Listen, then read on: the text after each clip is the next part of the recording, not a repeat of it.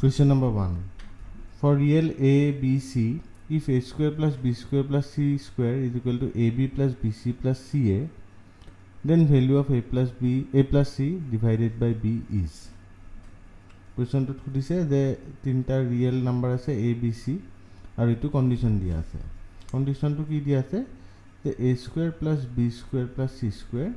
is equal to AB plus BC plus CA.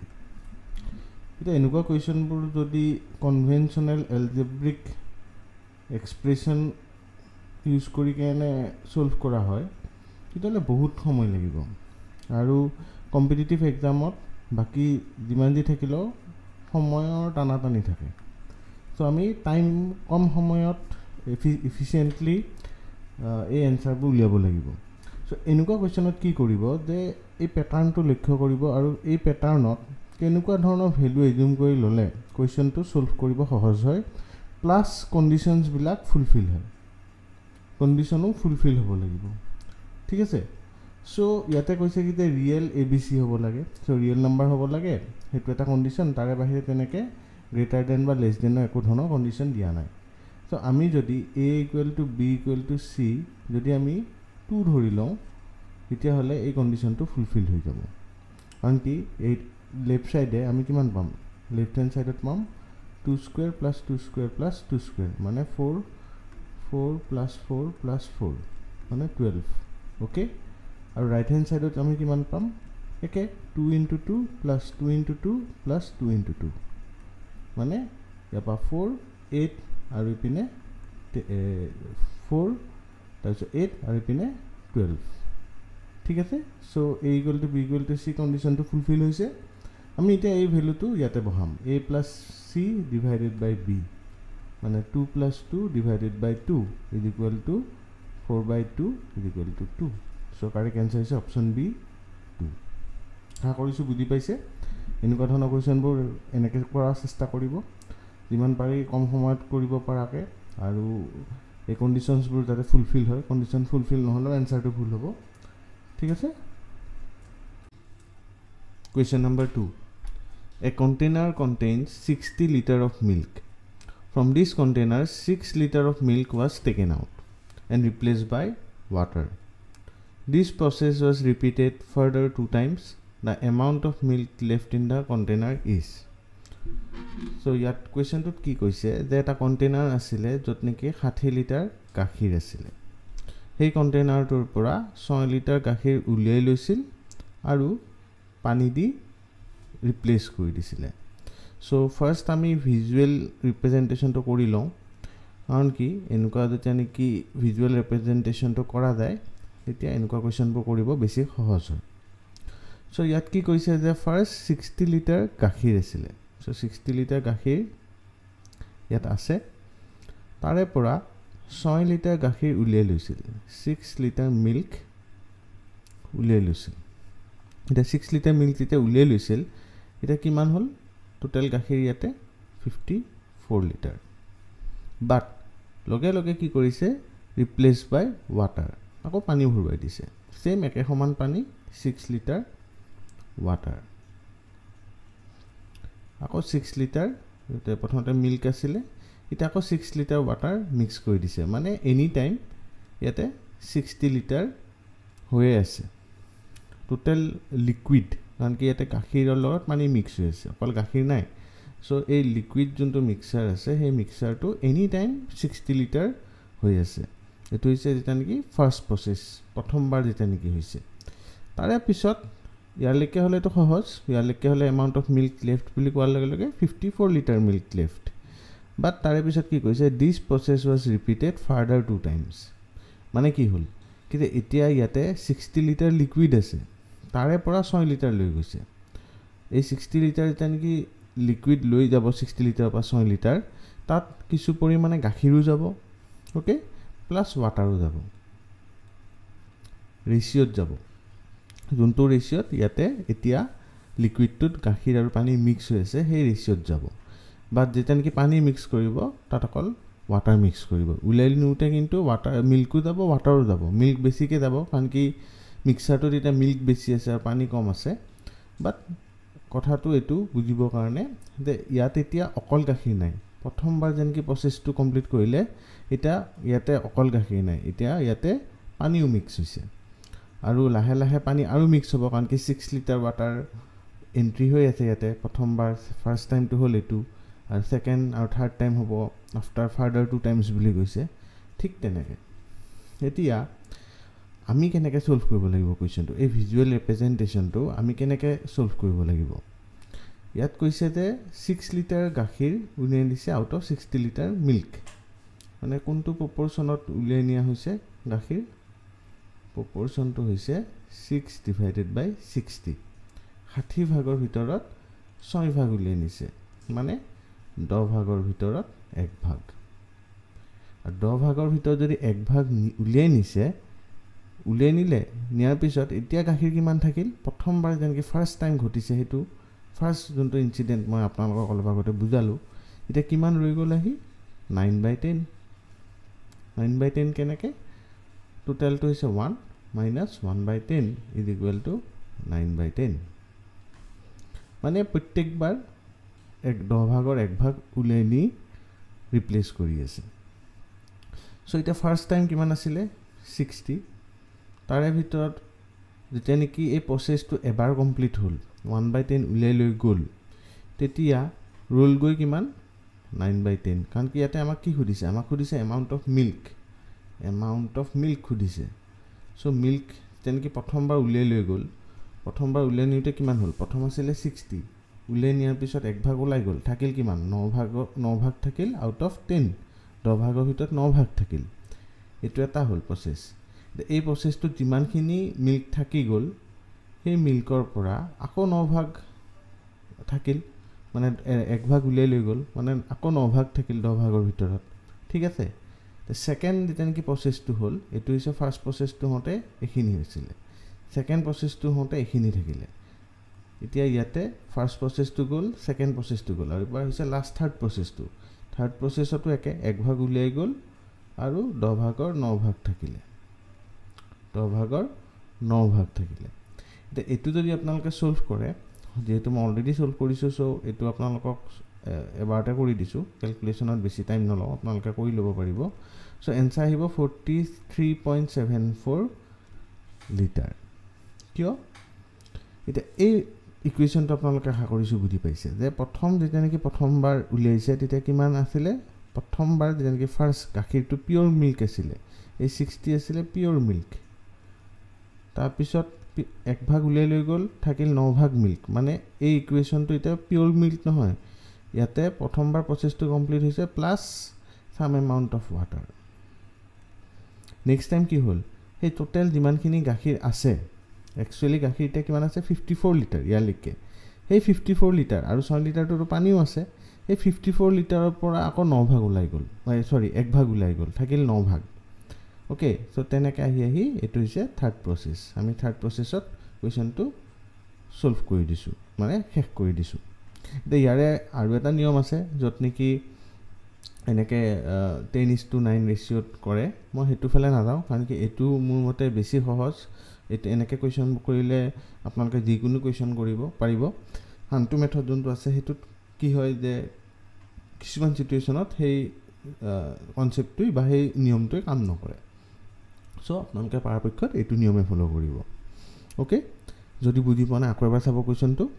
আৰু এই ভিজুৱেলাইজেশনটো বহুত ইম্পৰ্টেন্ট এই ভিজুৱেলাইজেশনটো আপোনালোকে ভালকে গুৰুত্ব দিলে এই কোৱেশ্চনটো এনিও পাৰিব ঠিক আছে question number 3 The square root of 33 minus 4 root 3 is so কোৱেশ্চনটোত কি খুদিছে স্কয়াৰ ৰুট খুদিছে কিমানৰ 33 minus 4 root 35 তে এই কোৱেশ্চনটো সলভ কৰিবৰ কাৰণে আমি কোনটো ডাইৰেকচনত যাব লাগিব যে আমি এই ভ্যালুটো এনেকুৱা এটা ফৰমেটত নিব লাগিব যত নেকি এটা হোল স্কয়াৰ জেনেৰেট হয় তেতিয়া কি হ'ব যে আমি যেতিয়া নেকি ৰুট ওভাৰ দিম সেই হোল স্কয়াৰক ৰুট ওভাৰে কেনসেল আউট কৰিব আৰু আমি এটা এনসাৰ বা আমি ফাইনাল ৰিজাল্টটো পাম ওকে সো হেতু আমাৰ হ'ব ডাইৰেকচন কোৱেশ্চনটো কৰা যিকোনো এনেকুৱা ধৰণৰ কোৱেশ্চনৰ এটা ডাইৰেকচন ল'ব লাগিব আৰু আমাৰ ডাইৰেকচনটো হ'ব সেই স্কয়াৰ মানে ৰুট হোল স্কয়াৰলৈকে নিয়া সো এতিয়া প্ৰত্যেকবাৰ আমি ৰুট ওভাৰ টো ইউজ নকৰোঁ ৰুট অভাৰটো পিছতো আমি ইউজ কৰিব পাৰিম ভিতৰৰখিনি আমি হোল স্কুৱেৰলৈকে নিবৰ কাৰণে চেষ্টা কৰোঁ এতিয়া ফাৰ্ষ্ট চ' মই লিখিছোঁ এতিয়া ফাৰ্ষ্ট 33 মাইনাছ 4 ৰুট 35 এতিয়া এনেকুৱা কুৱেশ্যনবোৰৰ জেনেৰেলি এটা প্ৰিডিফাইন ফৰ্মেট থাকে আৰু সেই ফৰ্মেটটো অপশ্যনৰ পৰা চালে বেছি ভালকৈ বুজি পোৱা যায় সেইটো প্ৰেক্টিছৰ লগত বেছি আহিব আপোনালোকৰ সেইখিনি প্ৰেক্টিছৰ পাৰ্ট বাট অপশ্যনকেইটা যদি এবাৰ এনেই গ্লেন্স দিয়ে তেতিয়াহ'লে আপোনালোকে সেই আইডিয়াটো পাব যে কৰিব কি লাগিব এতিয়া অপশ্যনবোৰত চাব যে ৰুট 7 ৰুট 5 এইটো কমন হৈ আছে মানে আমি এটা ডাইৰেকশ্যন ল'ব পাৰোঁ যে এই যোনটো ৰুট 35 সেইটো আমি ভাঙিব পাৰিম কেনেকৈ ভাঙিব পাৰিম 33 মাইনাছ 4 ৰুট 7 ইনটু ৰুট 5 য়েছ ইয়ালৈকে হৈছে বুজি পাইছে ইয়াৰে পিছত আমি নেক্সট এনেকুৱা ধৰণৰ যদি ফৰ্মেটত আনিব লাগে ইয়াত আমি 2 বাদ দিয়ক বা ইয়াতে কোনোবাটো 2 ৰুট 5ৰ লগত আছে কোনোবাটো 7ৰ লগত আছে চ' সেই বস্তুটো যদি আমি ইগন'ৰ কৰোঁ তেতিয়াহ'লে এইটো এটা কেনেকুৱা ধৰণৰ ফৰ্মেটত আছে ইদাৰ a প্লাছ b ফৰ্মেটত আছে আৰু নহ'লে a মাইনাছ b ফৰ্মেটত আছে এতিয়া ইয়াত আছে মাইনাছ লগতে আছে 4 চ' আমি নেক্সট কেনেকৈ আগুৱাব পাৰোঁ যে এই কুৱেশ্যনটোক আমি আৰু এটা ফৰ্মেটত যদি নিওঁ তেনেহ'লে কেনেকৈ নিব পাৰিম 2 into 2 into root 7 into root 5 এইটো এটা কেনেকুৱা ফৰ্মেটত আহিলে এতিয়ালৈকে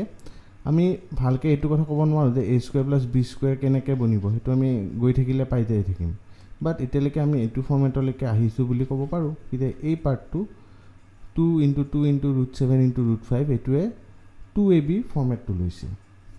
ইয়ালৈকে ঠিকে আছে নেক্সট এতিয়া ইয়াত যদি b আহিছে bটো যদি আমি ৰুট 5 বুলি ধৰোঁ তেতিয়াহ'লে b স্কুৱেৰটো কিমান হ'ব লাগিব b স্কুৱেৰটো 5 হ'ব লাগিব বা আমি যদি এটোক যদি ইয়াতে ৰুট 7 ধৰোঁ তেতিয়াহ'লে a স্কুৱেৰত কিমান আহিব লাগিব 7 আহিব লাগিব ইয়ালৈকে আপোনালোকৰ এটা আইডিয়া আহিছে আশা কৰিছোঁ এতিয়া আমি এটোক যদি আৰু অলপ ভাঙিব চেষ্টা কৰোঁ দেন আমি কেনেকৈ আগুৱাব লাগিব আমি ইদাৰ 28 প্লাছ 5 মাইনাছ কাৰণ কি 5টো যদি আমি উলিয়াই ল'ম বাহিৰত তেতিয়াহ'লে বাকী থাকিব 28 minus 2 into 2 into root 7 into root 5 এইটো ফৰ্মেটত যাব লাগিব অৰ এইটোৰ বাহিৰে আৰু এটা কি হ'ব পাৰে যে আমি 7ক লৈ লৈছোঁ ঠিক আছে আমি যদি 7ক লৈ লওঁ তেতিয়াহ'লে ইপিনে কিমান আহিব ইপিনে আহিব 26 minus 2 into 2 into root 7 into root 5 এতিয়া আপোনালোকে নিজে দেখা পাব যে 2 ৰুট 7ৰ পৰা 28 আনিব পৰা এটা চান্স আছে আমি অলপ যদি আৰু অলপ চিম্প্লিফাই কৰি লওঁ তেতিয়াহ'লে 2 ৰুট 7ৰ 28লৈকে অহা আমি কৰি চাম এনেকুৱা কোৱা নাই কি যে হ'বই বাট আমি চেষ্টা কৰি চাব পাৰিম এতিয়া 2 ৰুট 7ক আমি 28লৈকে আনিব পাৰিম বাট আমি 26 ৰুট 5ক 26লৈকে নিব নোৱাৰোঁ এইটো এটা প্ৰেক্টিছৰ লগত আহিব বা কমন চেন্স প্ৰথমতে প্ৰেক্টিছ কৰিব লাগিব তাৰপিছত লাহে লাহে এইটো আপোনালোকৰ কমন চেন্সতে আহি যাব ত' এই ধৰণে ভাঙিলে আমি কুৱেশ্যনটো আগুৱাব নোৱাৰিম চ' এইটো কেঞ্চেল আউট কৰিলোঁ চ' এতিয়া ইয়াৰ পৰা আমি নেক্সট ষ্টেপটোত কি পালোঁ এই ৰুট যোনটো নেকি 5 আছে 5ক আমি ৰুট 5 হোল স্কুৱেৰ লিখিব পাৰোঁ ক্লিয়াৰলি ইজিলি লিখিব পাৰোঁ ইনটু 2 ৰুট 7ক এতিয়া বেলেগ কৰি ল'লোঁ বাহিৰ কৰি ল'লোঁ আৰু ইপিনে ৰুট 5 এতিয়া 2 ৰুট 7ক যদি আমি a স্কুৱেৰ বুলি ধৰোঁ a বুলি ধৰোঁ তেতিয়াহ'লে a স্কুৱেৰ কি হ'ব a স্কুৱেৰ হ'ব 2 ৰুট 7 ইনটু 2 ৰুট 7 2 ৰুট 7 হ'লে কিমান হ'ব 2 ইনটু 2 4 ইনটু ৰুট 7 7 মানে 28 চ' 2 ৰুট 7 হোল স্কুৱেৰ আমি লিখিব পাৰোঁ বুজি পাইছে আশা কৰিছোঁ অলপ বেছি দীঘলীয়াকৈ বুজাইছোঁ পাৰা যোনকেইজনে এই কুৱেশ্যনটো পাৰিছে তাহাঁতৰ হয়তো ব'ৰ লাগিব পাৰে বাট ষ্টিল যোনকেইজনে নাজানে সিহঁতৰ কাৰণে এইটো এটা ভাল কি এটা ব্ৰেকডাউন যে কেনেকৈ এনেকুৱা ধৰণৰ কুৱেশ্যন আগবাঢ়িব লাগে এতিয়া ইয়ালৈকে আমি অলমোষ্ট ক্লিয়াৰ হৈছোঁ যে এইটো a স্কুৱেৰ, এইটো b স্কুৱেৰ আৰু এইটো হৈছে মাইনাছ 2ab, মানে 2√7 মাইনাছ √5 হোল স্কুৱেৰ। ঠিক আছে, ইয়ালৈকে বুজি পাইছে? ইয়ালৈকে আশা কৰিছোঁ একো আপোনালোকৰ ডাউট থাকিব নালাগে। এই ষ্টেপটো আমি কিয় কেঞ্চেল আউট কৰিলোঁ সেইটো আপোনালোকে বুজি পাইছে। আৰু এইটো ষ্টেপ আমি কিয় আগুৱাই গ'লোঁ, কাৰণ কি এনেকৈও আগুৱাব পাৰি, এনেকৈও আগুৱাব পাৰি, দুয়োটাই ভুল নহয়। বাট আমি কুৱেশ্যনটো ছল্ভ কৰিব লাগে within a certain amount of time. So' আমি এনেকুৱা এটা প্ৰচেছ ল'ব লাগিব যাতে আমি এনচাৰৰ ফালে আগুৱাব পাৰোঁ। এতিয়া আমি অলমষ্ট এনচাৰলৈকে পাইছোঁ আহি।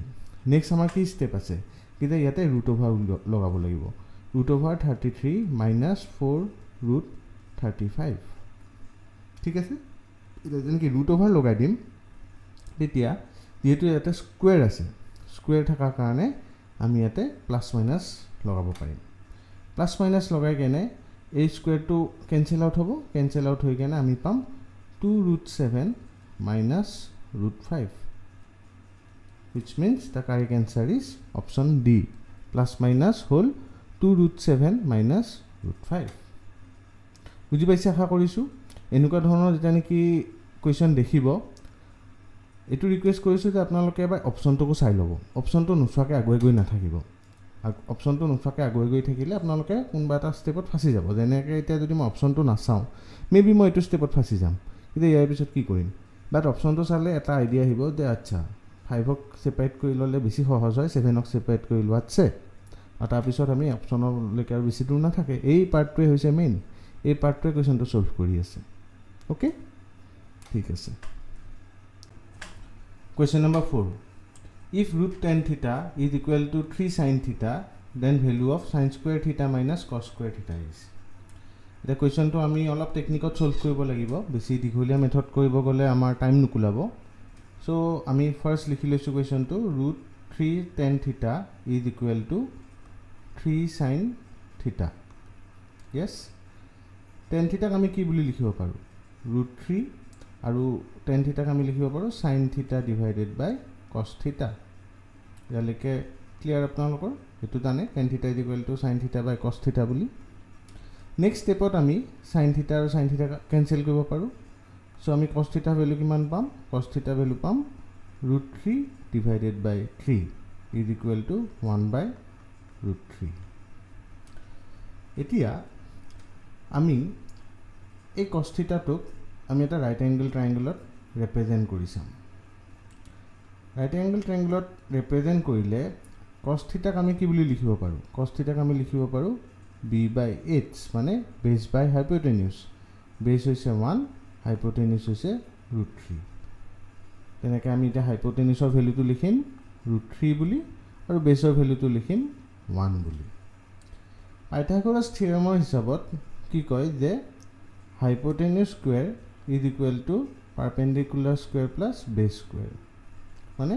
যোনটো আপোনালোকে হয়তো কমনলি জানে কি যে C square is equal to A square plus B square. যদি আমি হাইপ'টেনিউছক চি বুলি ধৰোঁ, বেছক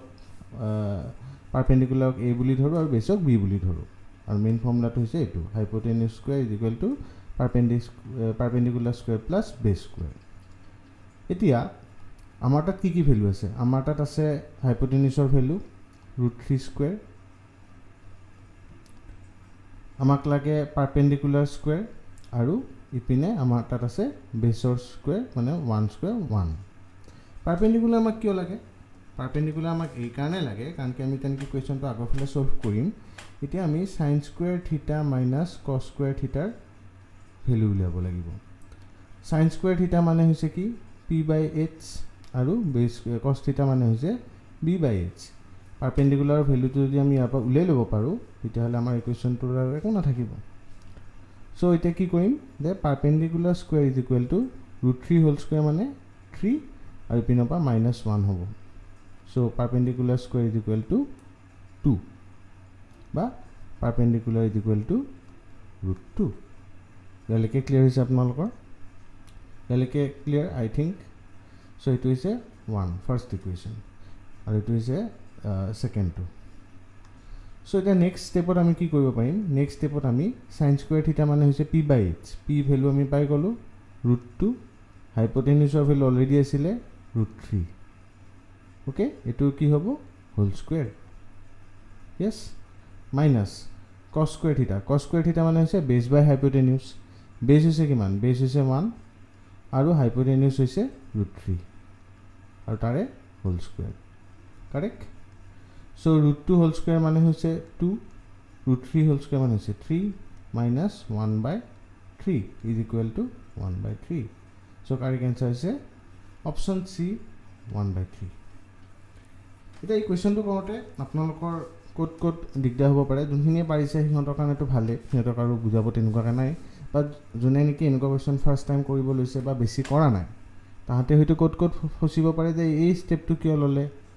বা এনেকৈ কিয় কৰিব ললে তে এই পাৰ্টটো হৈছে কমপ্লিট প্ৰেক্টিছ কৰিব লাগিব এনেকুৱা কোৱেশ্চন আৰু আমি এই ভিডিঅ'বিলাকত আপোনালোকক তেনেকুৱা কোৱেশ্চনবোৰে প্ৰেক্টিছ কৰাম যোনবোৰ নেকি জেনেৰেলি অলপ কম প্ৰেক্টিছ কৰা হয় বা বহুতে টাচ নকৰে এনেকুৱা টপিক ভয়তে নকৰে কিছুমানে এলাহত নকৰে যে এইবোৰ কোৱেশ্চন চাগে নাহে বাট এনেকুৱা কোৱেশ্চন আহিব এক্সামত সো আশা কৰোঁ আপোনালোকে এই কোৱেশ্চনটো বুজি পাইছে আৰু যদি বুজি পোৱা নাই তেনেহ'লে আৰম্ভণিৰ পৰা আকৌ এবাৰ চাই দিব কোৱেশ্চনটো সহজত বুজি পাব ঠিক আছে okay Question number 5. Work efficiencies of P and Q for completing a piece of work are in the ratio 3:4. The number of days to be taken by them to complete the work will be in the ratio. So, a question to korar agot eta proportional term bujibo lagibo apnaloke. Etu hoise the efficiency is inversely proportional to time taken. Okay? Common sense এটো এটা যে যেটা নাকি efficiency বেশি হ'ব obviously time কম লাগিব বা efficiency যদি কম হয় তেতিয়াহ'লে টাইম বেশি লাগিব সো এটো অবভিয়াসলি এটা ইনভার্স ৰিলেশন আছে এফিসিয়েন্সি আৰু টাইমৰ সিমিলাৰলি ইয়াত কি কৈছে যে ওয়াৰ্ক এফিসিয়েন্সি যদি ৰেশিও 3:4 হয় তেতিয়াহ'লে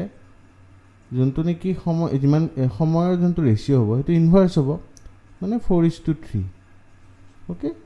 simple So correct answer is option D 4:3 বেশি ইয়াতে একো নাই জাস্ট এই রিলেশনটো জানিলে এই কোৱেশ্চনটো সলভ হৈ যাব ঠিক আছে এতিয়া আজি এই ভিডিওটো যদি আপোনালোকৰ ভাল লাগিছে তেতিয়াহ'লে লাইক এটা কৰি দিব আৰু নিজৰ বন্ধু বান্ধৱৰ মাজতো শ্বেয়াৰ কৰি দিব চেনেলটো সাবস্ক্ৰাইব কৰি দিব আৰু আমি আগৰ ফালেও এনেকুৱা ভিডিও আনি থাকিম